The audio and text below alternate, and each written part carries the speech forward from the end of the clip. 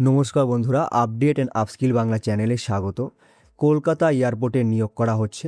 Airports authority of ইন্ডিয়ার অধীনে এই নিয়োগটি করা হচ্ছে। এই নিয়োগটি বিশেষ করে ইস্টার্ন রিজিয়নে করা হচ্ছে। যোগ্যতা এখানে তোমার রাখা হয়েছে আইটিআই ডিপ্লোমা অথবা গ্র্যাজুয়েশন, অর্থাৎ তুমি যদি আইটিআই করে থাকো এখানে আবেদন করতে পারো, তুমি যদি ডিপ্লোমা করে থাকো এখানে আবেদন করতে পারো, এবং যারা গ্র্যাজুয়েশন করে রয়েছো তোমরাও কিন্তু এখানে আবেদন করতে পারো। বেতন তোমার রাখা হয়েছে মাসে 15,000 টাকা করে। আর সব থেকে যেটা এখানে ভালো বিষয় সেটা হলো কোনো পরীক্ষা ছাড়াই তোমাদের এখানে নিয়োগ করা হবে। ছেলে মেয়ে উভয় প্রার্থীরাই তোমরা এখানে আবেদন করতে পারো। আজকের এই ভিডিওর মাধ্যমে আমি তোমাদের কাছে প্রত্যেকটি গুরুত্বপূর্ণ তথ্য সহজ এবং সরলভাবে তুলে ধরবো। তাহলে চলো শুরু করা যাক। আমরা একদম পিডিএফে চলে যাচ্ছি। এই হচ্ছে তোমাদের অফিসিয়াল বিজ্ঞপ্তি।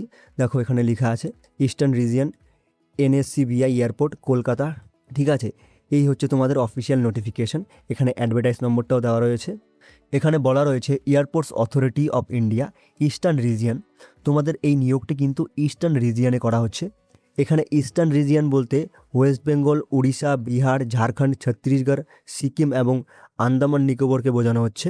ওকে, দেখো এখানে বলা রয়েছে যারা তোমরা ডিগ্রি, ডিপ্লোমা অথবা আইটিআই পাস করেছো সেই ডিগ্রিটা অবশ্যই কিন্তু 2024 থেকে 30/6/2026 মধ্যে হতে হবে। বোঝা গেল? তো এবার তোমার ক্যাটাগরি অনুযায়ী তোমরা ভ্যাকেন্সিগুলো একবার দেখে নাও। যারা তোমরা গ্র্যাজুয়েট রয়েছো তোমাদের জন্য এখানে 35টা ভ্যাকেন্সি রয়েছে। ওকে, তোমাদের এখানে স্টাইপেন্ড থাকবে 15,000 টাকা করে। এরপর যারা ডিপ্লোমা করেছো তোমরা যদি এখানে আবেদন করতে চাও তোমাদের জন্য এখানে ভ্যাকেন্সি রাখা হয়েছে 35টি। তোমাদের এখানে মাসিক বেতন থাকবে 12,000 টাকা করে।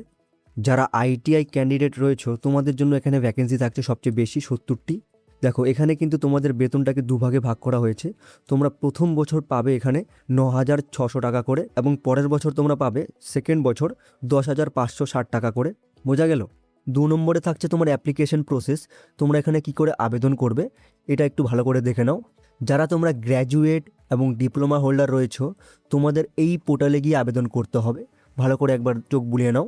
nats.education.gov.in এই ওয়েবসাইটে গিয়ে তোমাদের আবেদন করতে হবে।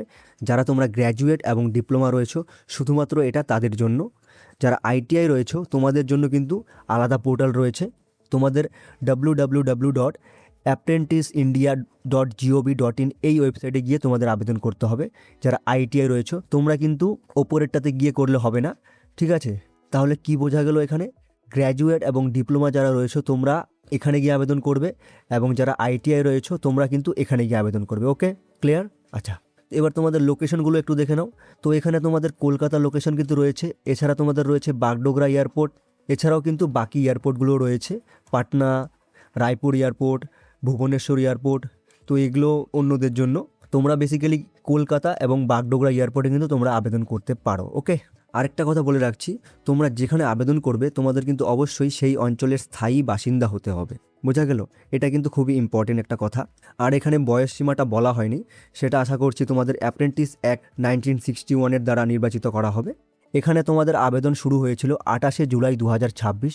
আবেদন করার শেষ তারিখ থাকবে 24শে আগস্ট 2026। এর আগে তোমাদের এখানে আবেদনটা করতে হবে। তোমাদের এখানে নিয়োগের প্রক্রিয়াটা একটু শর্টে বলে দিচ্ছি।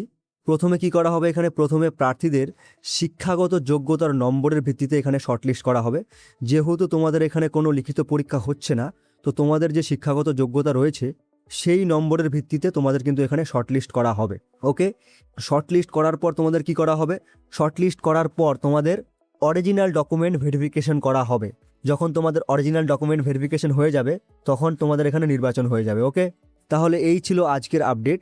তোমাদের যদি কোথাও কোনো কিছু বুঝতে অসুবিধা হয় তোমরা আমাকে নিচে কমেন্টের মাধ্যমে জানাতে পারো, আমি তোমাদের অবশ্যই সাহায্য করে দেবো। যদি ভিডিওটা ভালো লাগে তাহলে অবশ্যই একটি লাইক করে দিও, আর চ্যানেলটাকে সাবস্ক্রাইব করে বেল আইকনটাকে অল করে রেখো। আবার দেখা হচ্ছে খুব তাড়াতাড়ি, ততক্ষণের জন্য টাটা, বাই।